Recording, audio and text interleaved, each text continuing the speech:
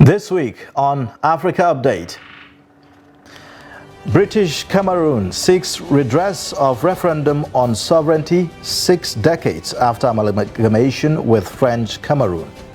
How has the legacies of colonialism impacted on the Republic of Cameroon? Also on the program, we look at the impact of Nigeria's fuel subsidy removal on its neighbors. Plus, round up Africa with Chiamaka Nwafo. Welcome to Africa Update on Trust TV, reaching you from Abuja, Nigeria's capital. I am Ayuba Ilya.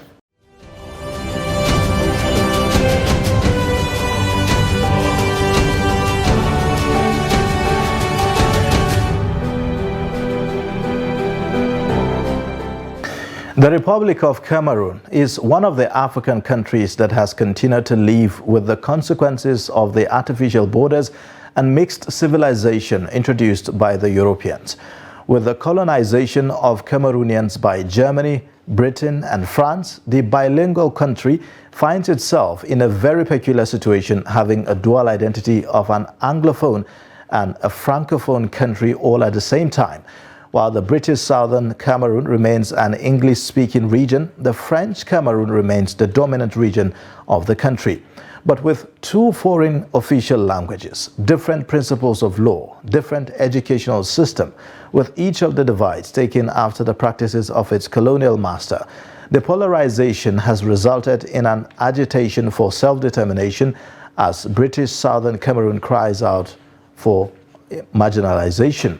Now, on 1st of October 2017, Southern Cameroon Ambazonia Consortium United Front declared the Southern Cameroon as independent state, leading to a conflict that has resulted in the death of many and the displacement of over 2 million people.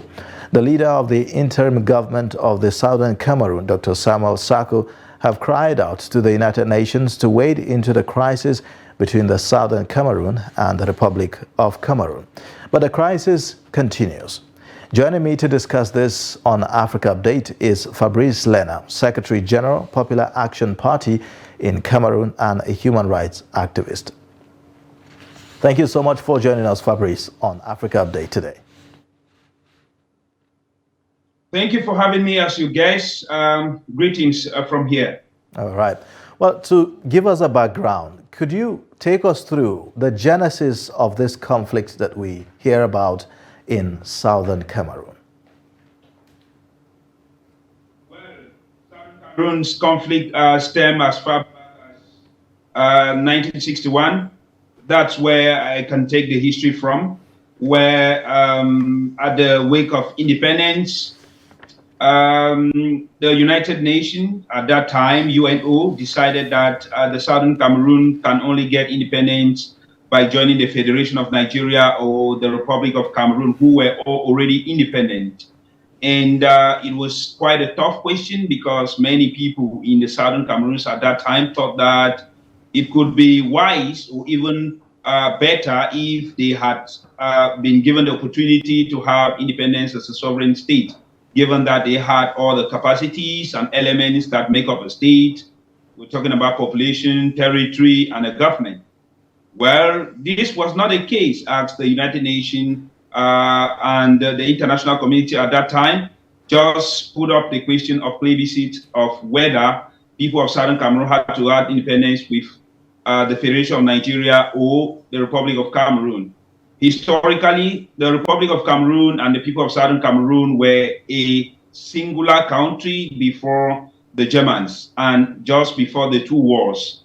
And well, the campaigns of the two main politicians at that time, we're talking about John Foncha and Endele, led to the vote of Foncha, who won to take the people of Southern Cameroon for reunification with the Republic of Cameroon on the plebiscite organized February 1961. Well, these are the historical facts. This is what history tells us. Okay. And from there, so many people were not comfortable with the fact of going to join people with who already had a different colonial heritage. And so many people asserted that this may not really go down well, given that the systems of administration at that time by the French colonial master was hyper-centralized, as observed in so many other countries by then, and that of the English colonial masters were relatively loose. The problem stems from the systemic domination, subjugation, absorption of the complete cultural, political, and way of life of the people of Southern Cameroon by the administration of first president of Cameroon, Amadou Ahidjo, in what was called the Federal Republic of Cameroon, with a East and West Cameroon Federation, as was arranged in the 1961 agreement in a 3 days workshop or meeting or conference in Fumban. However, this was not a long-lived arrangement, as in 1966 it died down with the one-party system that was introduced by the former president. And by 1972, everything was shattered as an agenda that many consider today as a hidden agenda was hashed to dissolve the federal system into what is today called the Republic of Cameroon, as the Federal Republic was completely disintegrated or annihilated in the 1961 referendum. And by 1984, when the new president came in power, he simply changed the name of the country from United Republic of Cameroon to the Republic of Cameroon by a presidential decree.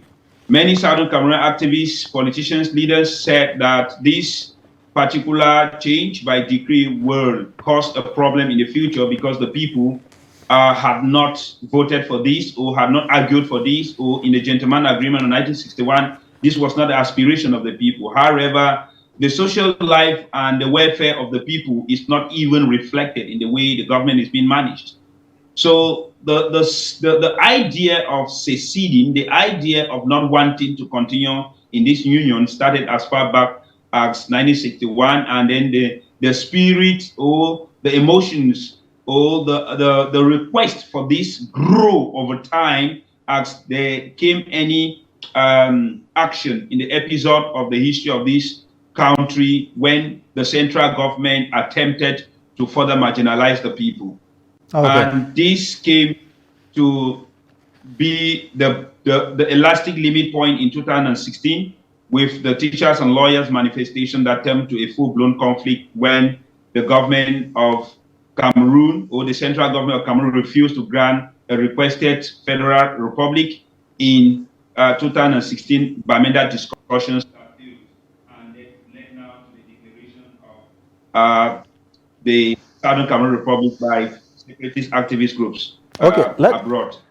Let's talk a little about the pre-colonial era. Do you think that the situation would have been better if we didn't have this colonialism by the British, the France, and Germany?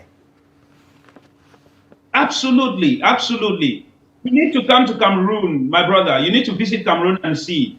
In essence, the grassfield people, which is made up of northwest and west region of Cameroon, have basically the same culture, basically the same way of life, basically the same traditional meals, and they coexist together without any problem.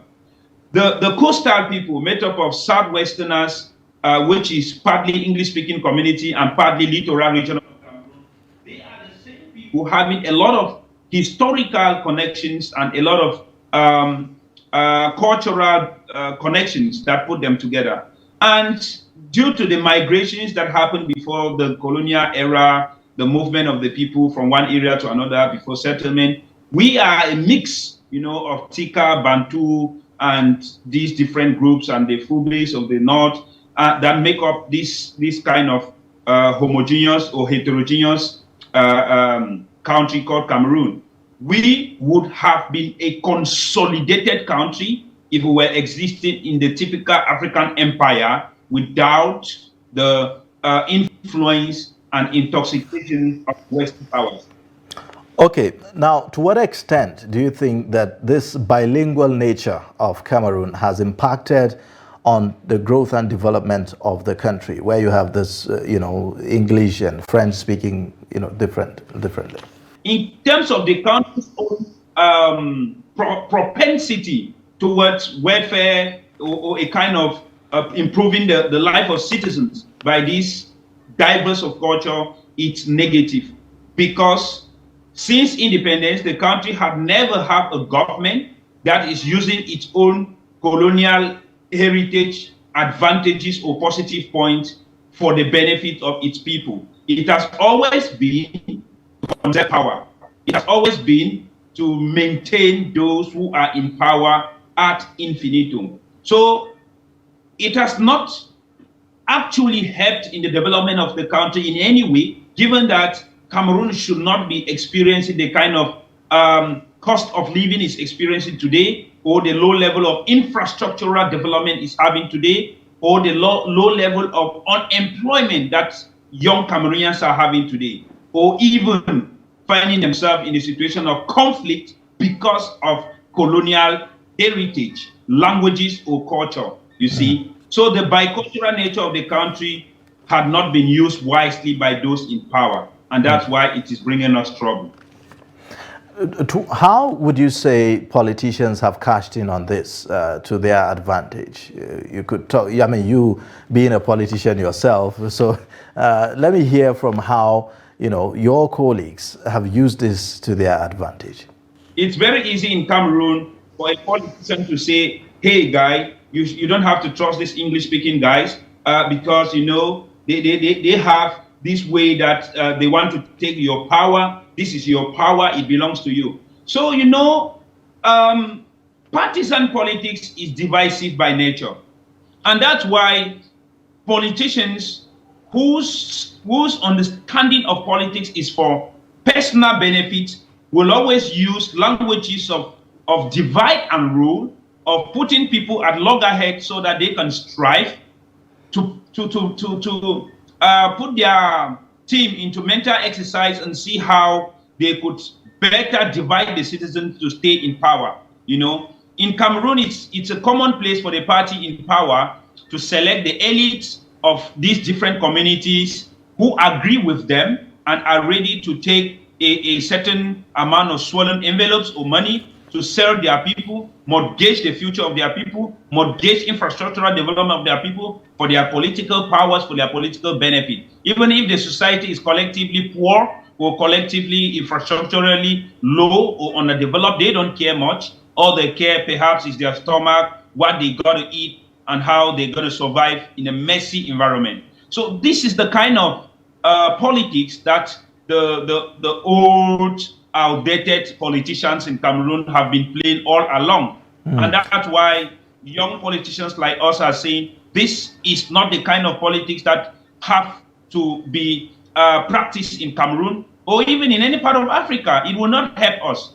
My dear brother, Fabrice. Zone, the Central Africa sub-region remains one of the most underdeveloped sub-region in the African continent. Not because they will not match up the kind of development or the structures other part of the continent have, but because they have leaders that have no regard for the people. They only want to divide the people as much as they can to stay in power. Okay, give us an assessment of the efforts and the attempts that have been made in the past to mend the gaps, to mend the, you know, this gaps and this division, and to foster unity in the country.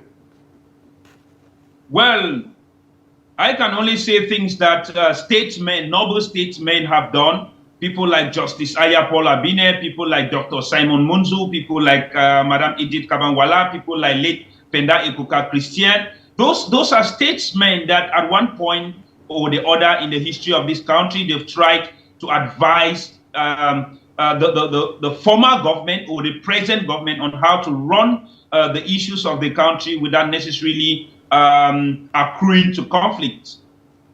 A lot of efforts have been made. Pro-democratic movement, protest movement, right up to this our generation where we are taking the lead now into trying to mobilize, sensitize, and create civic education at the level of youth movement so that we could match up to the government in place and see how we could tell them that, well, this is how we think things should be done. A lot of initiatives have been carried so far to bring unity in the country, but interrupted by the desire to maintain power by the party in power or the president in power. This is the thing.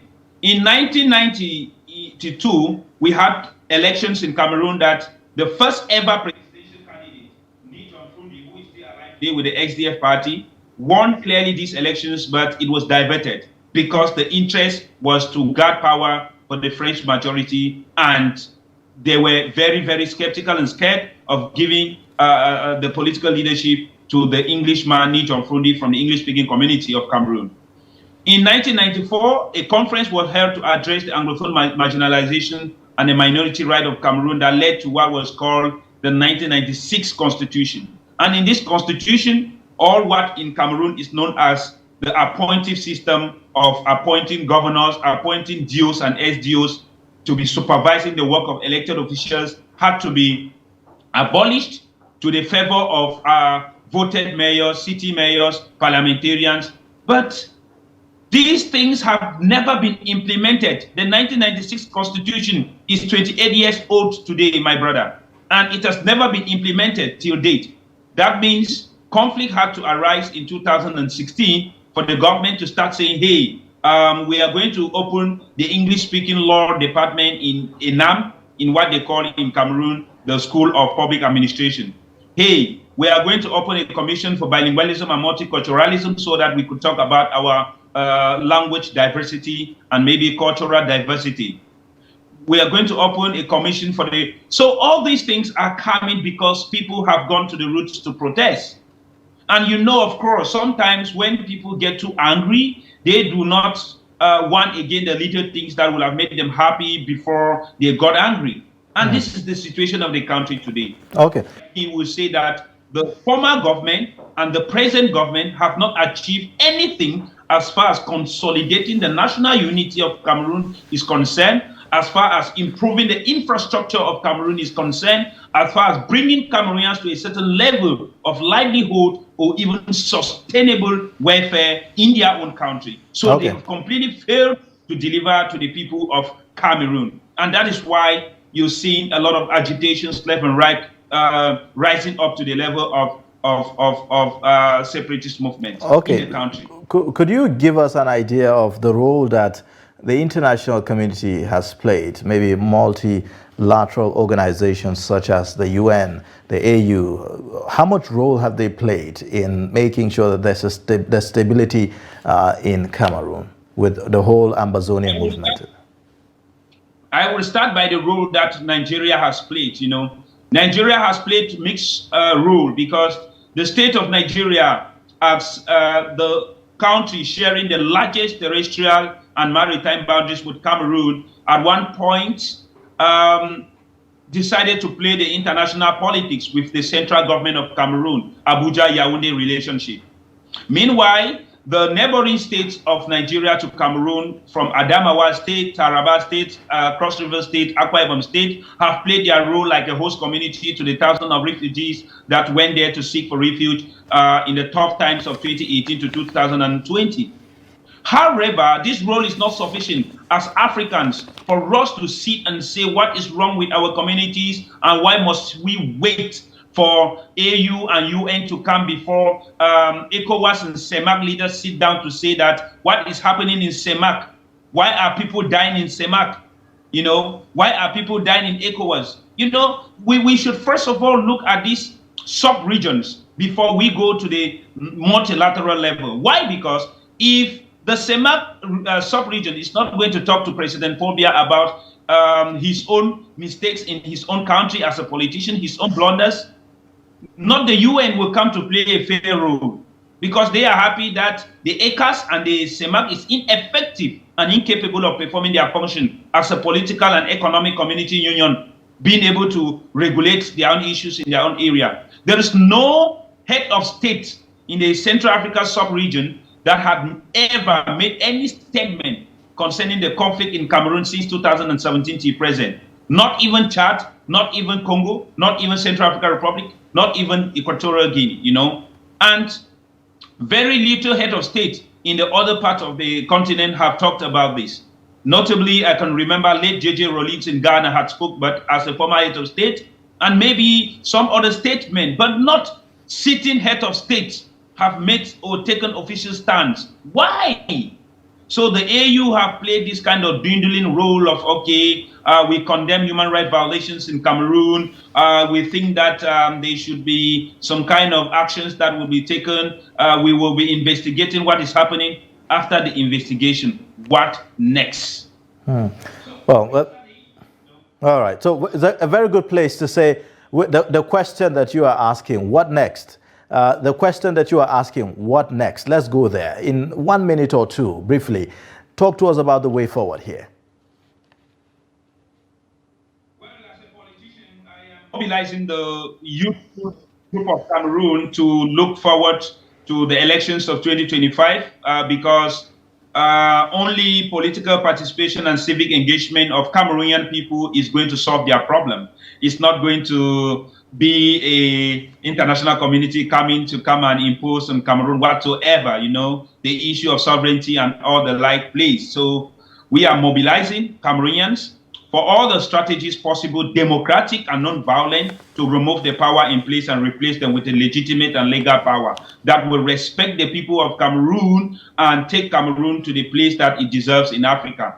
So we are also looking at engaging conversations with the different separatist movements to let them understand that the dynamics of international community is quite tough and difficult for them, for the issue of separation to be accepted anytime soon. And the humanitarian impact, atrocities, and the suffering of our people do not have a time limit established anywhere as of now that it will end. And for this, as a politician and a political party, we do not go in for violence, we do not go in for guns, we do not go in for war or killings, we go in for non-violent strategies. The pen as means to solve our problems. But for a kind of dictatorship government in Yaoundé, we really need collective action, powerful collective action. Meanwhile, we need to be the brother's keeper. Nigeria need to watch over Cameroon, we need to watch over Nigeria. Thank you so much, Fabrice Lena, Secretary General, Popular Action Party in Cameroon and human rights activist. Thank you for joining us on Africa Update and sharing your perspectives on this. Thank you. Thank you very much. Thank you. It's always my pleasure to share my views.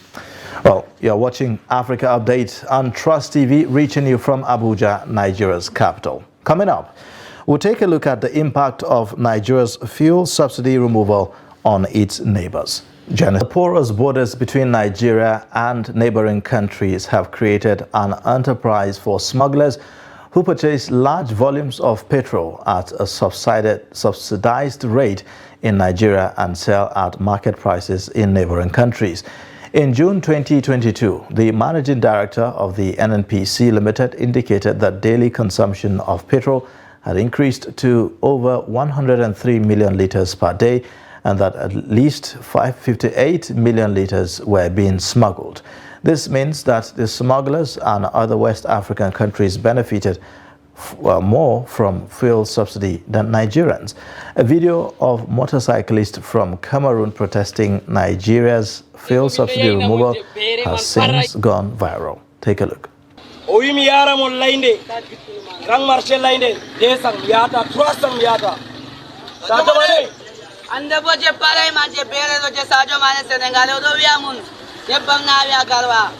Jotta do destination sang prendre dum 150 dum 200 adona nana hakila hen no nana shalukan paray do je lamdo yide man min do wolwina on ala nyebbam do na buri amin sembe on de nyebbam warti yo buri ko dum ya wuro do to nyebbam wala min min huwata on do lara ala on man lare le be ore on be de prix do ko min torata mon mala na may puta way मुझे भूख लगी है मैं आपको खाना है आपको मैं तिनिबू ये है मुझे आपको जनता गारा है निजेरिया कैमरून है नहीं चलता है मुझे मोहम्मद तिनिबू ये नहीं चलूंगा अन्नेबो All right, now let's take a look at the cost of the fuel subsidy on Nigeria's economy as released. Now, 445 tankers are being smuggled out of Nigeria every single day, and that's about 33,000 liters to 45,000 liters per tanker. So, and that's in every single day. Now, think about the cost of that. It's about 6.6 million to 9.9 million naira lost on each tanker that goes out of Nigeria by smuggling, and that's huge amount costing the Nigerian government. Then if you take a look at how much the amount of lost monthly is, it's about 120 million liters, million naira rather, that is being lost in terms of the amount monthly to fuel subsidy outside of Nigeria. The Nigerian government pays at least 200 naira on each liter of fuel that goes out of the country. So that's a huge amount that is costing the Nigerian government, which is part of the reason why the Nigerian government decided that it's time to remove the fuel subsidy so that it can use the funds in other projects and other areas of development of the country. Now, we'll take a look at what's happening across the African continent. As usual, Chiamaka Nwafo has us covered on that. The Senegalese government on Tuesday announced that it was temporarily closing its consulates general abroad following attacks on a number of them against the backdrop of high tensions at home. It reported serious damage, particularly in Milan, where it said the passport and ID card production machines had been destroyed, adding that the consulates will reopen when material and security conditions allow for it. This closure deprives hundreds of thousands of Senegalese abroad of consular services such as assistance and passport issuance. Between January 1st and 3rd, Senegal experienced its worst unrest in years after opposition politician Ousmane Sonko was sentenced to 2 years imprisonment in a vice scandal. This conviction of a personality popular with young people and the underprivileged makes him ineligible for the 2024 presidential election. Sonko has repeatedly claimed that the government is plotting to keep him out of the election, but the government denies this. Kenya will convert a vast coastal forest where the bodies of more than 250 people linked to a doomsday cult have been exhumed into a national memorial site, Interior Minister Kithure Kindiki said on Tuesday. The discovery of mass graves in Shakahola Forest, a 325-hectare bushland that lies inland from the Indian Ocean town of Malindi, has shocked Kenyans. Court leader Paul Ntege Mackenzie is facing various charges in the grisly case, accused of driving his followers to that by preaching that starvation was the only path to God. Investigators began the third phase of exhumation on Tuesday, unearthing 9 more bodies to take the death toll to 251. That's it on Roundup Africa. Well, that's our show for today. In case you've missed, you can always catch up across all our social media platforms and also watch us live on our YouTube live stream. I am Ayuba Ila. Thanks for watching.